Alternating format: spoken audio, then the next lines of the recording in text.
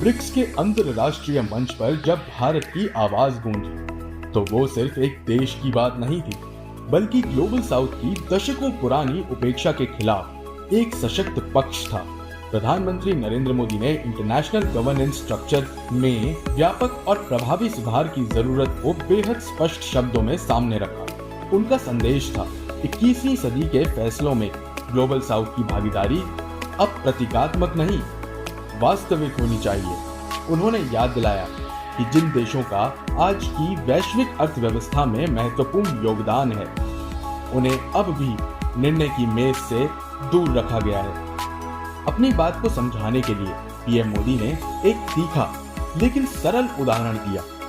Global south के बिना ये संस्थाएं ऐसे हैं जैसे मोबाइल में सिम हो लेकिन नेटवर्क ना हो।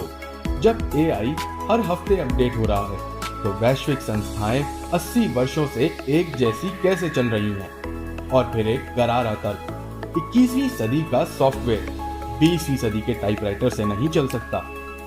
गवर्नेंस के सवाल के बाद पीएम मोदी ने ब्रिक्स मंच से शांति और सुरक्षा पर भी भारत की नैतिक और स्पष्ट सोच रखी।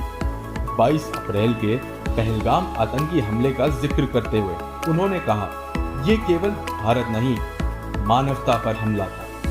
उन्होंने चेताया, आतंक के शिकार और समर्थक को एक तराजू में तोलना नैतिक अपराध है। भारत की ओर से दुनिया को शांति का संदेश मिला। संघर्ष नहीं, संवाद ही मानवता का भविष्य है। ब्रिक्स के मंच से भारत सिर्फ ग्लोबल साउथ की आवाज बनकर नहीं उभरा, बल्कि आतंकवाद के विरुद्ध नैतिक स्पष्टता और वैश्विक न्याय की मजबूती से खड़ा देश बनकर भी सामने आया।